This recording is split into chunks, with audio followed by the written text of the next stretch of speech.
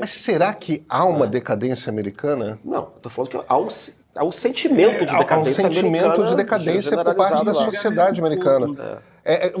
Casarões, como é que você vê essa comparação que a gente está fazendo aqui entre esse período ali na virada para o século XX, o atual? Pois é, acho que tem muitas coisas interessantes que a gente pode explorar. Para começo de conversa, eu acho que essa narrativa do declínio americano, ela foi uma narrativa que desde os anos 60, influenciada inclusive pela União Soviética e pela propaganda soviética, ela serviu muito bem aos outros. Né? No governo Nixon, era o declínio dos Estados Unidos. O governo Reagan, o declínio dos Estados Unidos. Aliás, o Reagan ele se valeu disso para poder dar a volta por cima. Né? O governo Bush seria o declínio dos Estados Unidos pós-2008. Então, Morning again in America. Não, o Reagan tinha isso. Mas que tem uma serventia política também, a qual eu vou voltar daqui a pouco. Mas o fato é que a narrativa declinista, ela serve, obviamente, à oposição política dentro do país, a depender do presidente de turno, mas serve, sobretudo, ao anti-americanismo global. Né? Quer dizer, é interessante você conseguir formular, até como ponto do seu próprio nacionalismo, que os Estados Unidos estão em declínio. Isso serviu muito bem à Rússia, serviu muito bem à China. Mas a narrativa mais recente do declínio, ela serviu, sobretudo, ao trumpismo.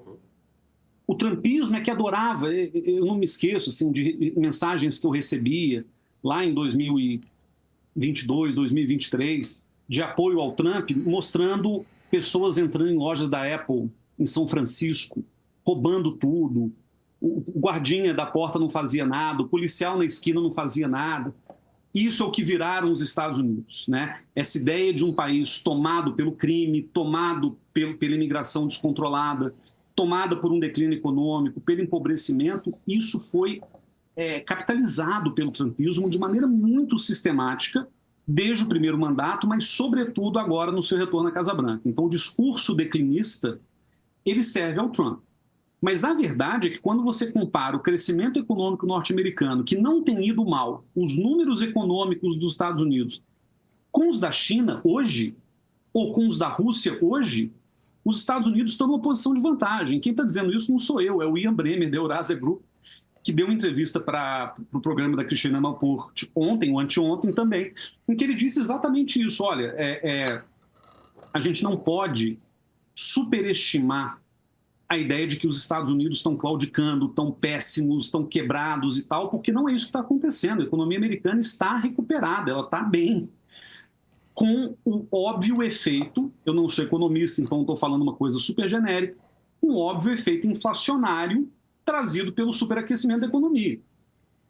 Os empregos estão em alta, né? A atividade econômica e industrial está crescendo, e parte disso foi fruto do governo Biden, mas a narrativa declinista foi importante para poder dizer, não, os Estados Unidos estão horríveis do ponto de vista econômico, ainda que não estejam, sendo que o problema fundamental é que o americano médio ele vai sentir o pulso da economia, não é no número do PIB, né? Na grocery store, né? Indo na vendinha da esquina e comprando uma Coca-Cola que custava R$2, agora custa R$3,50.